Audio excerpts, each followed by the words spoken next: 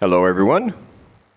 The book we're going to be talking about today definitely is going on my Best of Horror 2022 list.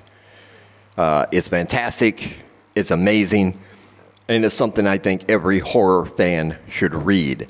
And we're going to talk about all that in just a minute. But first, I want to remind you that my book of short horror stories, The Things That Happen at Night, is available at the link below for only $3.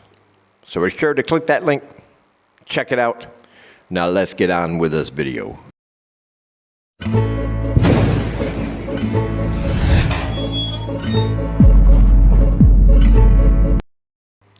All right, so the book we're going to be talking about today is awesome. It's called Mary by Nat Cassidy. Now, the book doesn't come out until July 19th. But there is a link down below where you can pre-order it. And man, I tell you, you have to pre-order this book. Sometimes when it comes to finding the best horror books of a certain year, it can be difficult. I mean, we got a lot of year left in 2022, you know. And sometimes at the end, you gotta compare different books you've read and come up with reasons why this book should be included while this book maybe should not be. But sometimes you read a book and as soon as you're done, you know that this book is easily one of the best ones you've read so far this year, and it's going to be hard for people to surpass that level of engagement you had with this book. And that's the way I felt about Mary when I started reading it. Everything from the story to the characters, to, of course, the horrific elements of the book, all blended together. I was engaged, enthralled. It had my full attention from page one, and I never looked back. It's a longer novel than I normally read, I guess you can say. I'm stumbling over my words here, but still, I remember. And thank you to Nat Cassidy for sending it to me as an ARC. And I think I read a little bit over 60% on the first day that I received it. That's how good it was. That's how much I didn't want to put it down. And then I got up the next day and just had to go ahead and finish it. So it should have taken me longer for a book that length, but oh man, it was just so good I couldn't stop reading.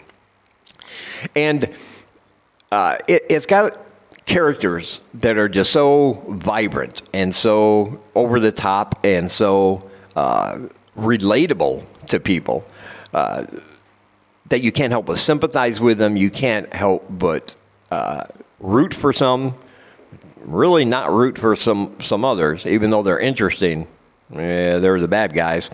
But basically it concerns our titular character, Mary. Now, out of all the horror books I've read, I don't know if a protagonist has been written like this before. She's a 49-year-old woman who's at the beginning stages of menopause. And she gets hot flashes and all this stuff that comes with menopause. But a good chunk of her life she doesn't remember. She has a job at a library. She works down in the basement, and she just feels unseen. She feels unloved. People don't really talk to her. They kind of talk at her or talk through her. Most of the time she's in a conversation with someone, she's apologizing or she's insecure and she thinks she's saying the wrong thing. She's very much an introvert. Her social skills are not anything to brag about. Let's put it that way. She lives alone in an apartment, and her only friends are these porcelain figurines that she talks to, actually, has conversations with. And they also talk back to her in the form of voices in her head. And they keep telling her, they're the ones that help her be good. They keep telling her, be good, Mary, don't be bad. So we know there's something that happened in her past, a part of her past she can't remember, but we don't know what it is. And over the course of the book, we'll find out, but I'm not going to give too much away. This is a pre-order, so no spoilers here. But through a series of unfortunate accidents, she's forced to move back to a town that she was born and partially raised in. It's a desert town. It's a weird town. the people there do not take kindly to outsiders, even ones that may have been born there but haven't gone to the New York City for so long as Mary was. And this is a very weird town full of quirky characters. She's going there to live with her Aunt Nadine. But when she gets into town, she realizes she sees dead people, right? Specifically dead women who have bloody pillowcases over their heads. They're dripping with gore. And instead of hands, they have these long, yellowish, talon-like appendages. Now, they don't do anything to her. They just stare at her. They just look at her. They're not aggressive, but they're not actually helpful. And one of these women seems to be living in her Aunt Nadine's bathtub that only Mary can see. And yeah, wait until you read about that. That's that's freaky stuff there. But when we talk about characters, I have to talk about Aunt Nadine. She, out of all the secondary characters I've ever read in a horror book, I had a love-hate relationship with this woman right from the beginning. And near the end, something happens. I'm not going to say what, but it kind of put me more on the love side of this character. In fact, I love this character so much that if the author wanted to write a book about Aunt Nadine, just telling us how she got to where she is in this book and the things in her life and the circumstances that led to where she is now, I would definitely be in for it. I would just be all in because that's how much I loved Aunt Nadine's character. But I did have a love-hate relationship with this character because on the one hand, listen, she's an old lady. She's a foul-mouthed old lady, very foul-mouthed. She's a chain smoker. She has an ugly little yappy dog for protection. She lives in a rundown, unkempt house.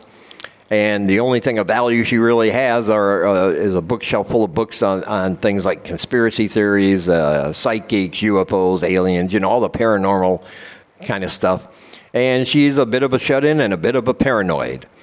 And but she takes shit from no one. She will give you her opinion, no matter what, no matter who you are. And she's very blunt and very straightforward. And I love that part of her characterization. But on the other hand, she is openly cruel and mean toward Mary once she gets there. She'll just say things to mentally and verbally or mentally and emotionally abuse Mary. So she seems like just this mean old bat of a woman.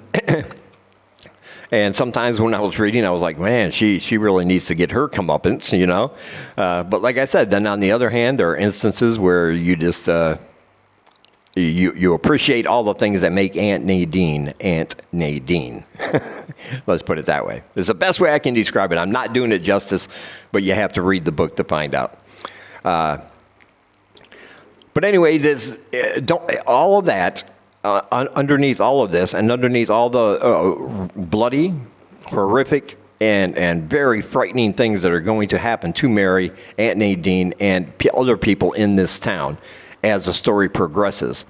Underneath all of this, there is an underlying, very, very darkly humorous narrative as well, especially when it comes to Mary, her social awkwardness, and she's always thinks she's saying the wrong thing. So some of her interactions with people seem a little odd, and she'll just blurt out something that would actually make me laugh out loud.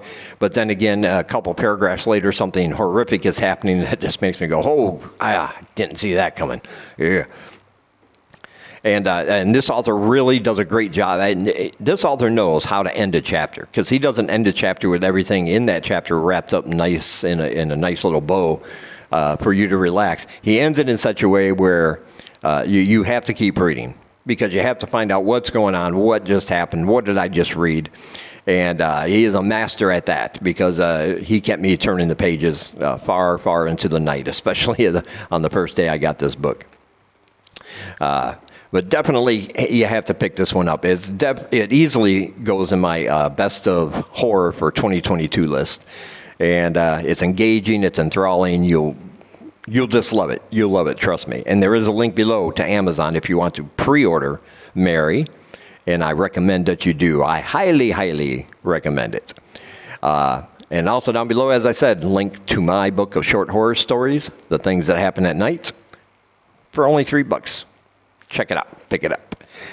And I also have links down below to my social media. Join me on Twitter and Instagram. I'd love to have you. And as always, thank you for taking some of your time, spending it here with me. I really, really appreciate you guys watching. And until we meet again, keep reading spooky, my friends.